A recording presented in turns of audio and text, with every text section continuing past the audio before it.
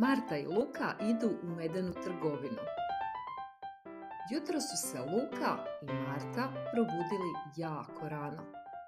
Sunce je tek provirelo u Medengrad i obasjalo krivudavu rijeku, drvenu klupu u čiji je naslon urezano srce, zdenac na čijem je kroviću baš ugodno drijemala sova Agata, staru školu i fontanu u obliku zlatne ribice na glavnom trgu.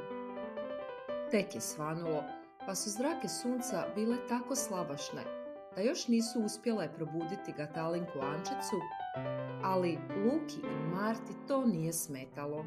Iskočili su iz kreveta i potrčali u kuhinju.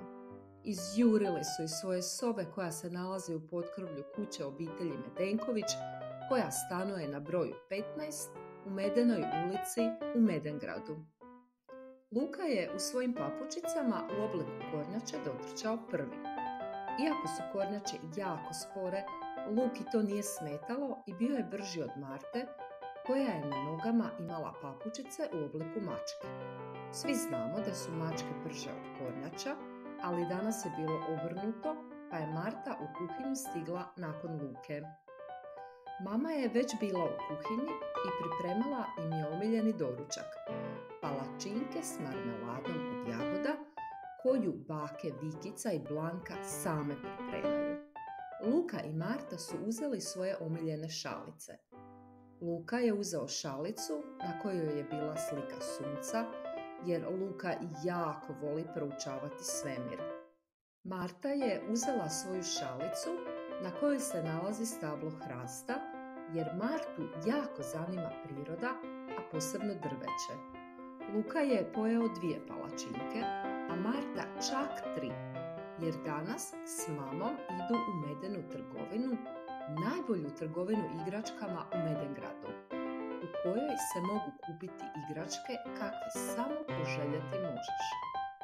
Tako tamo možeš kupiti cvijeće koje izraste do visine dječaka i djevojčice od 5 godina, ali samo ako ga zalijevaš svako jutro prije izlaska sunca i ponovno navečer, točno kada posljednja zraka sunca dotakne vrh vjetrokaza na krovu stare škole. Ako promašiš ova 2 kratka trenutka, tvoj će cvijet ostati malen, baš kako se od jednog cvijeta to i očekuje. Tamo još možeš kupiti i figurice životinja, autiće koji voze na sunčev pogon, ogledala koja ti boju kose promijene u ljubičastu, odjeću za čarobnjake i puno toga još, ali o tome ću ti ispričati posebnu priču.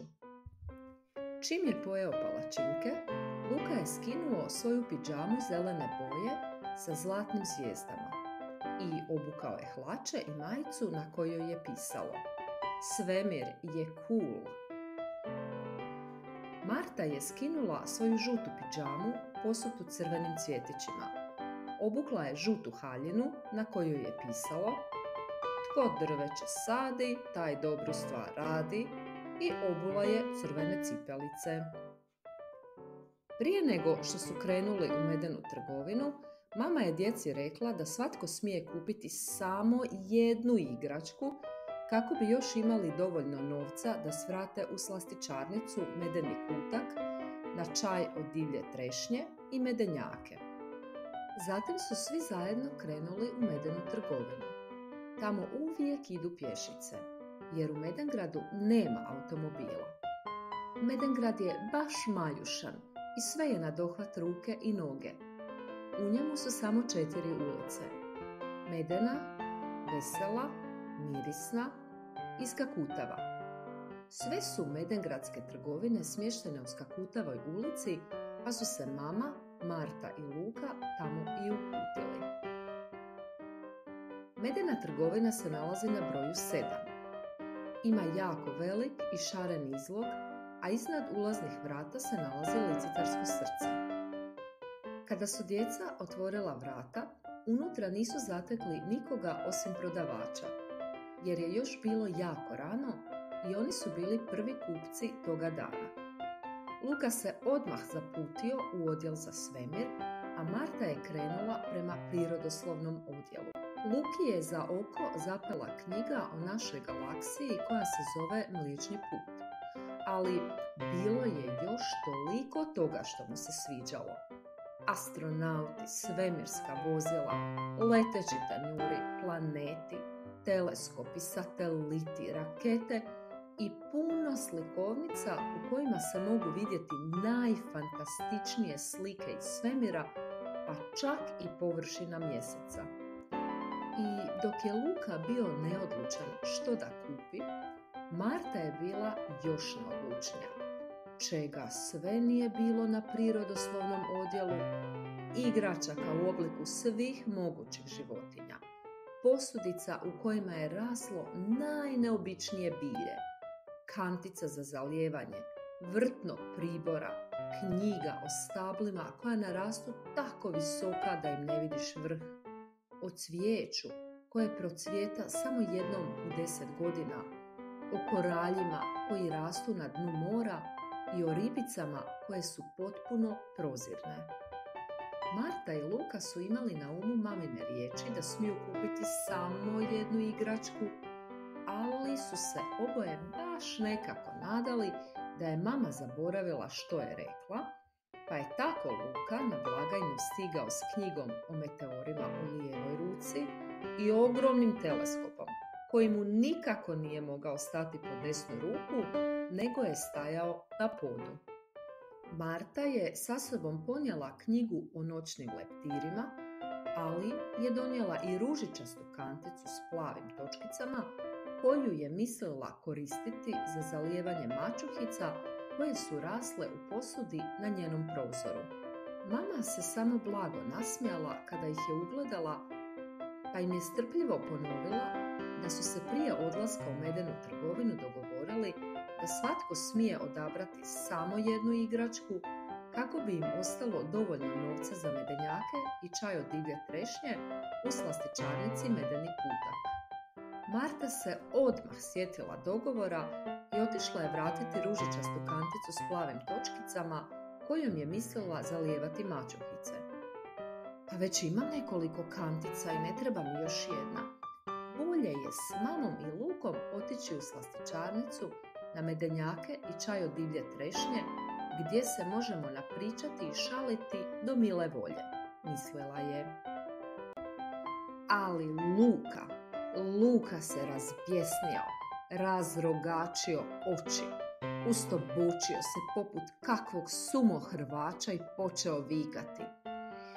Baš neću, hoću i knjigu i teleskop, baš hoću oboje. Usto se još sav zacrvenio, a činilo mu se kao da mu iz ušiju šišti para, a iz očiju sjevaju munje.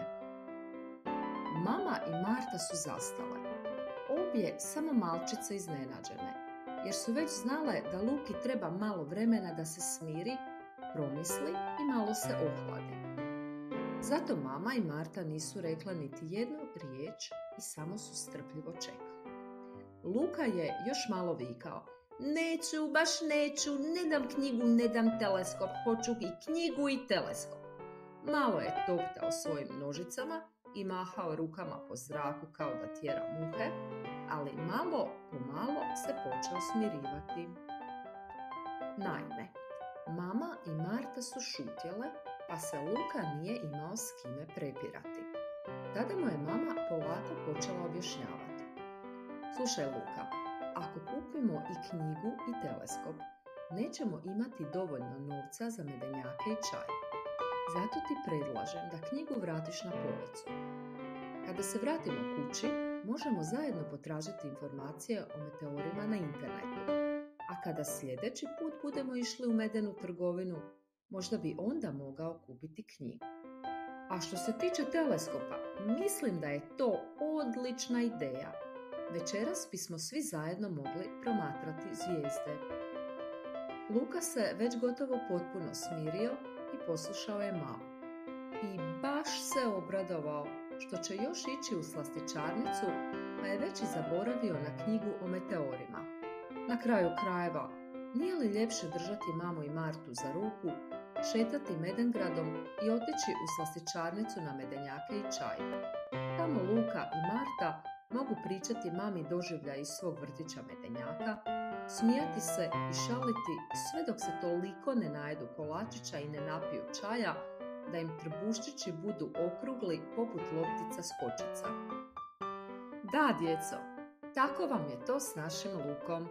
Brzo se naljuti jer baš jako poželi neku stvar i onda čak počne vikati, a ponekad i plakati kako bi dobio baš ono što želi. Ali nakon kratkog vremena, kada se malo smiri i pogleda lijevo desno, popije čašu vode i otpjeva neku veselu pjesmicu, Luka brzo zaboravi zašto je toliko vikao i plakao. Baš je tako bilo i danas.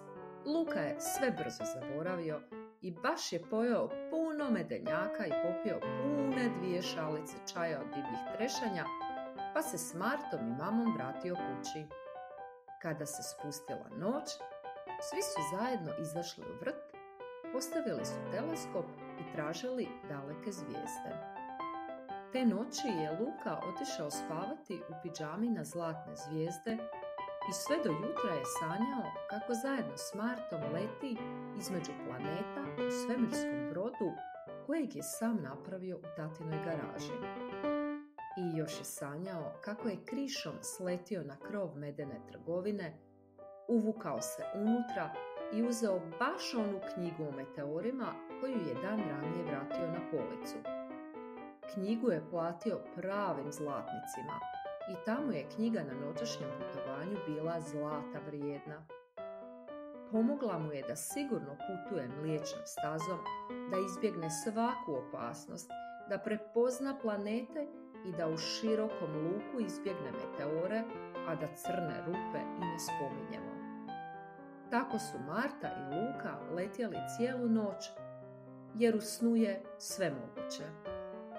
Ako se i ti spremaš na spavanje, želim ti laku noć i lijepe snove. Ako tvoj dan tek započinje, neka ti bude pun veselja i igre. Medeni pozdravi!